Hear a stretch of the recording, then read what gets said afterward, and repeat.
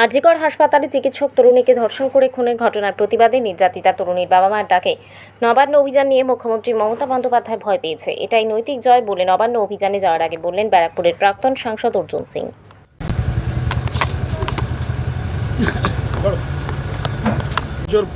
আজকে হলো আজ 1 বছর দিনে আজকে নবান্ন অভিযানে ডাক দেওয়া হয়েছে।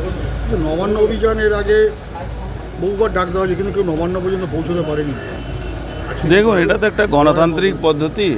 আমরা আমাদের ঘরের মেয়ে অভয়ার জন্যে আগেও আমরা নবান্ন অভিযান করেছিলাম ছাত্র সমাজকে সামনে রেখে। এবার সরাসরি তার মা বাবা এই নবান্ন অভিযানটা ডেকেছে। আমরা পশ্চিমবাংলা সরকারকে বোঝাতে চাইছি কি পুলিশ আর গুন্ডা, পুলিশ আর ক্রিমিনালকে দিয়ে আপনি পশ্চিমবাংলার শাসনতন্ত্র চালাচ্ছেন।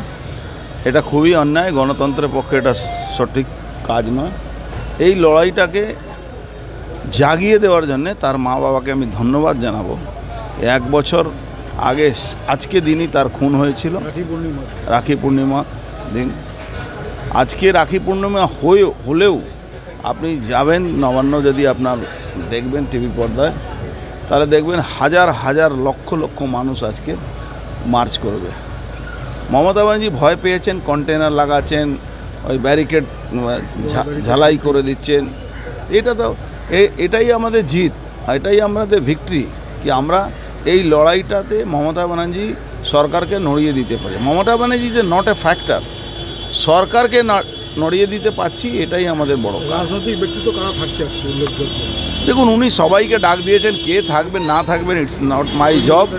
আমি থাকছি, আমি যাচ্ছি। শুভেন্দুবাবু থাকার কথা, উনি নিশ্চয়ই থাকবেন আশা করি। আমি আগেবারও গিয়েছিলাম, এবারও যাচ্ছি। অভয়া কি আদৌ বিচার পাবে, কি মনে হচ্ছে? দেখুন, বিচার তো একটা সময় আসবে, কি যদি ভারতবর্ষের ন্যায় ব্যবস্থা, ভারতবর্ষের মমতা ব্যানার্জিকে যেভাবে দরকার ছিল প্রেসার দেওয়া, সেভাবে আমরা দেখিনি। হাইকোর্টের মামলাটা সুমোটো একজন চিফ জাস্টিস ছিলেন, নিয়ে চলে গেছিলেন।